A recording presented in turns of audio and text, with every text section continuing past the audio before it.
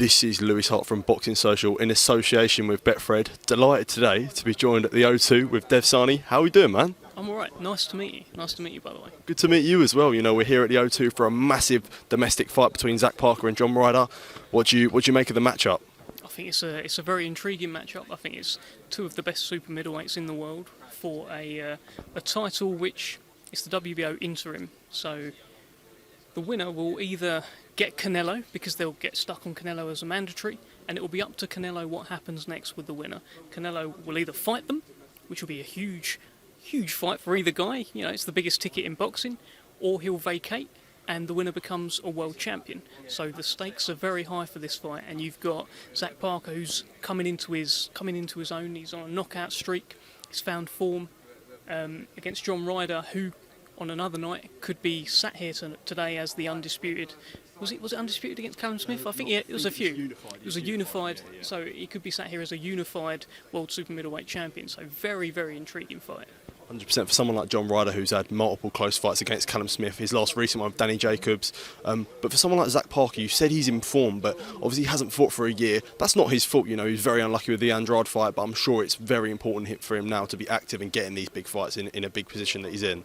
This is it. Look, he thought he had a big fight. We were at Pride Park for Demetrius Andrade. This is the stuff of dreams for Zach Parker. Frank backed him. Frank won the purse bid, put the show on in his home football stadium. And Andrade pulled out of the fight. Went out to purse bid again. Frank won the purse bid again, and Andrade pulled out of the fight. So something about Zach Parker is scaring off Demetrius Andrade, but it hasn't scared off John Ryder. And it's a big fight for both guys, really. John Ryder's now 34.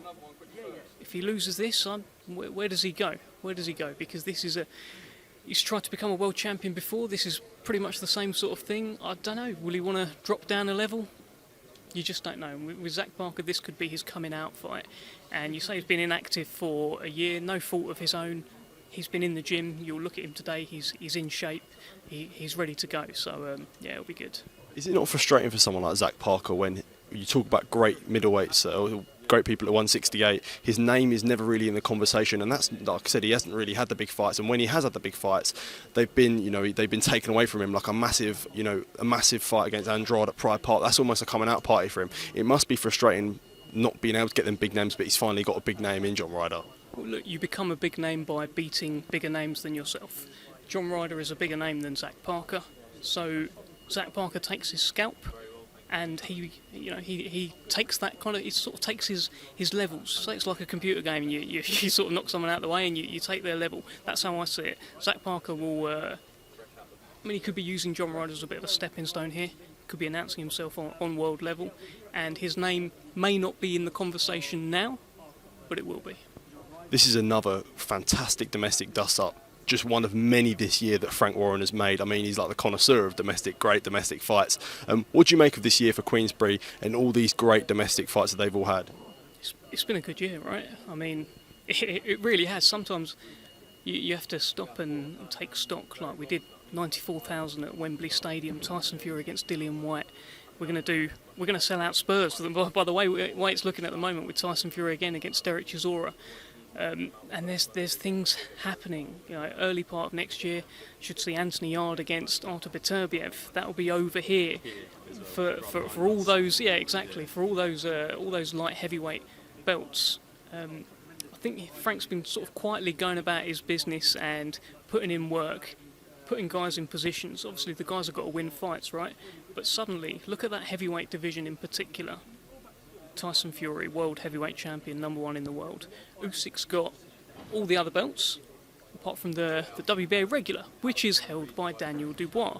There's a WBO interim, which is Joe Joyce. So Frank's sort of playing like 3D chess, and he seems to be boxing in the heavyweight division. And look, I think we'll see Tyson Fury against Alexander Usyk as well in the first part of next year. I think Tyson will come through that. And then you could be looking at Tyson Fury against Joe Joyce, that'll do a stadium. That's a monster fight. There's demand for that fight that Joe Joyce has created. And that was another big night, by the way. Joe Joyce just knocking out Joe Parker at Manchester Arena. It's been some year, but I feel like, there's a lot more to come. Going on to, like you said, just Joe Joyce, and we'll go on to Usyk versus Fury later. Is there not some sort of concern for Joe Joyce, where he's obviously the WBO interim, and we're going to have Joe Joyce, we're going to have Fury versus Usyk, hopefully by the turn of next year? Is there not some sort of frustration where Joyce he didn't fight in a year, and he had 2 fights in quick succession? Is there not sort of some worry that he might not be out for a long time? As far as I understand, he will be out in the first part of next year. And if for whatever reason Tyson Fury against Usyk doesn't get made, he is there as a viable alternative for both guys. It's not a nice fight to take, because you're in for a hard night against Joe Joyce, but he's in the mix there. So either he fights one of those guys if that fight doesn't happen, or he fights someone else and keeps ticking over, keeps knocking people out, keeps building up his profile. How good is it now that Joe Joyce is finally getting that respect he deserves? He's finally getting in the conversation of fighting AJ, Wilder, Fury. When people wrote him off before, he's just stiff, he's this and that. A lot of things that people said about him. But now, finally, after a statement win against Parker, he's finally getting that respect he deserves. This is it. Look, the first step of gaining that respect was when he beat Daniel Dubois. He was an underdog in that fight. And right now, I don't think that there's many heavyweights in the world that would start as a favourite against Joe Joyce. I don't think there's many heavyweights in the world that would particularly really want to fight Joe Joyce. He's a headache, he's a nightmare. You saw Joe Parker, he was trying to fight him off, he couldn't hurt him. Joe Parker's a fully fledged heavyweight. He's been throwing heavyweight punches for many years. He's been knocking guys out as well, hurting guys, and he couldn't make a dent in Joe Joyce. He's getting his respect because he's earned his respect and he's making statements. No one's done what Joe Joyce did to Joe Parker. Anthony Joshua it was a bit of a nothing fight.